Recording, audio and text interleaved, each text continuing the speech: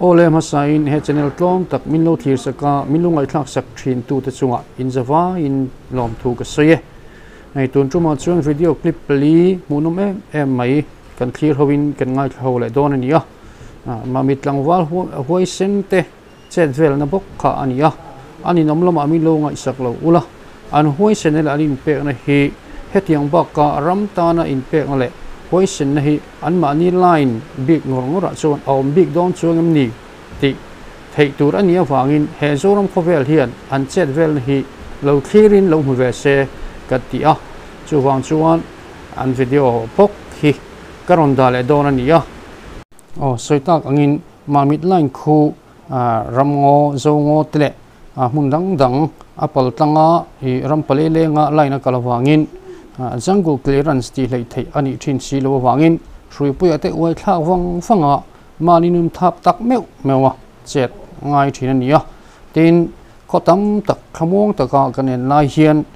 mamit ero chu heng te wang hian har sat nan to ka khopum puile district pum puyang chi te pon aneng lo fo thin ani heng hi athok tu te dem na tur ani lowa athok tu te ero chuan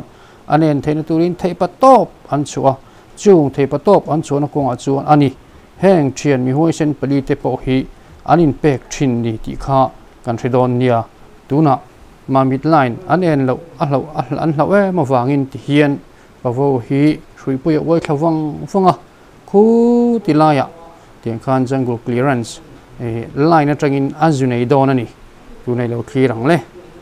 Marang em chỉ thôi này. Mamit tiếng nghe kan du si hai. Mamit có pui. Pu pa vo pa. Turin. Hian Easter. Kan ai oi hian. Chuan vor. Avo ba. Ku ta khuan. Amoi thado ra ni. Kan en nge kan du si a. Ti hian nei. Mani Nunna thapin.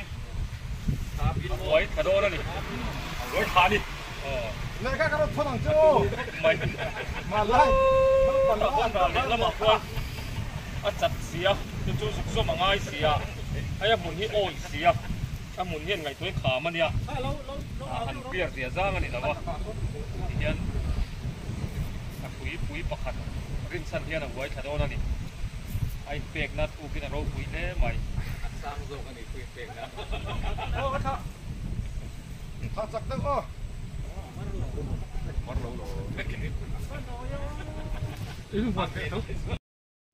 Ole kha video clip pakhat na chu alo ni ta a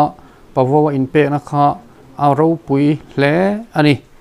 huaisen thak bok ani hrui puya zu koi thak fanga kan mu pha lo na muna line juk siam ngai ani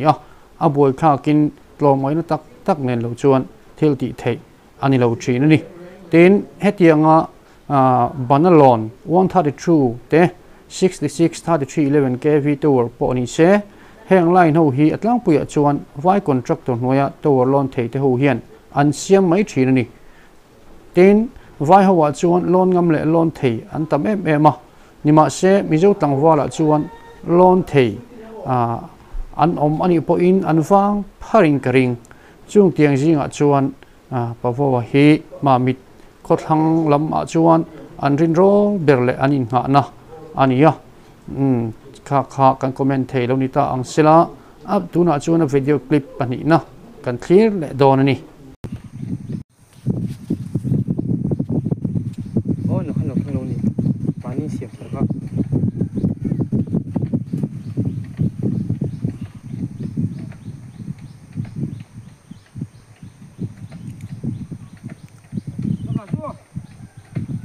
video tên là phải làm mặc ác thì nghe lại thì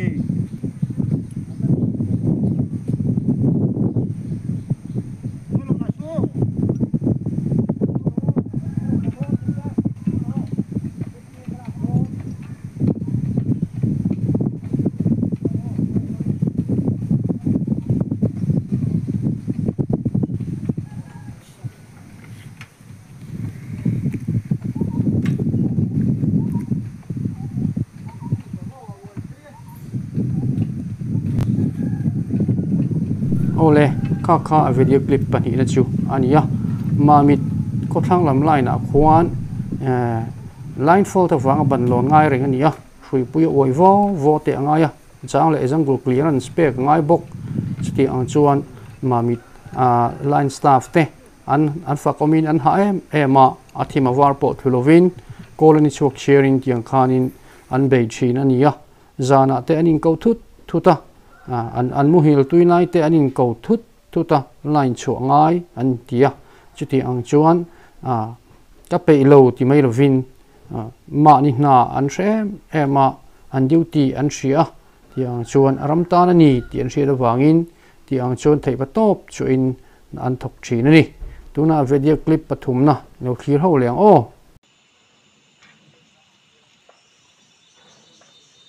TP lo kha khet tiro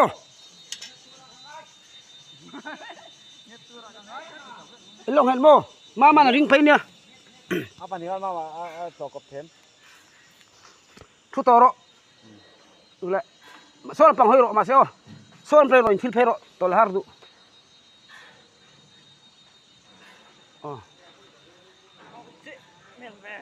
chep kha tha mong leng chang chang con doctor ding la mong leng chang chang khang ai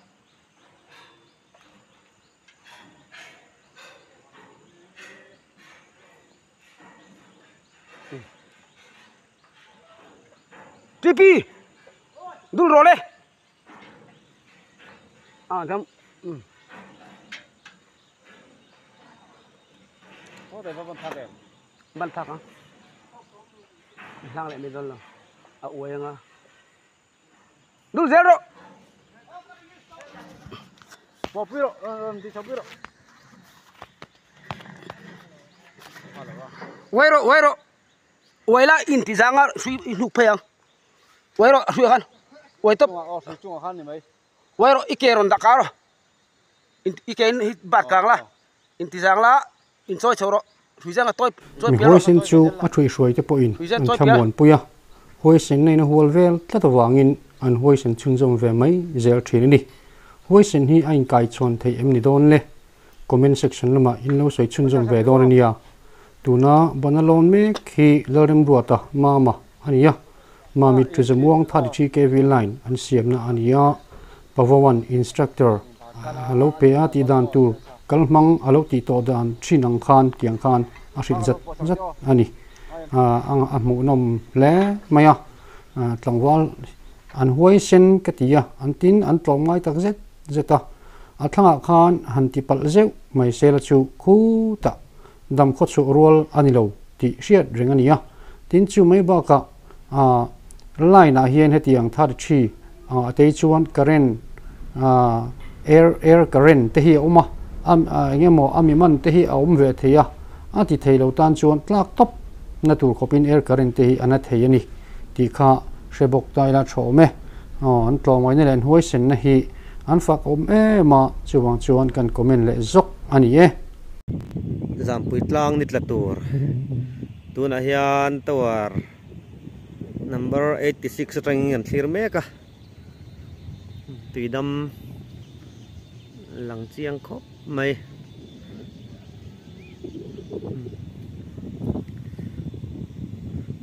tuna kan boi pui hi arua ron sura anal khop maya kan tawar chet vel hi tawar lama kan tiam engki ma mid district in kha na hawin han beya tuna hian han pot meka motor pakhat hian kan pot zo lawa motor te pokan double don ni nange ti bel dan hi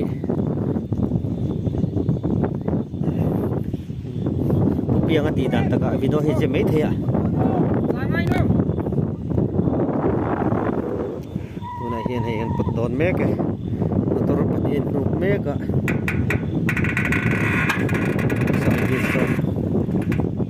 ati thì tụi mình atok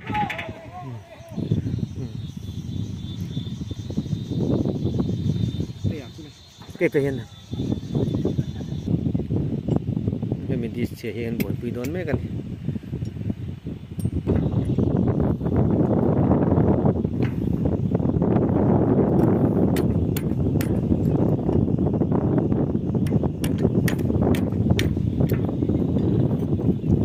sang về về ta cái này